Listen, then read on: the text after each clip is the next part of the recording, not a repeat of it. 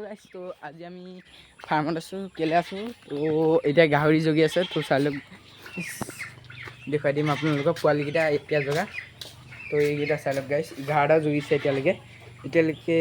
আৰু কেইটা জগাই গম নাপাওঁ এতিয়ালৈকে 11টা জগিছে মাকজনী এজনী চাই লওক গাইছ মাকজনী এজনী মাক তাৰপৰা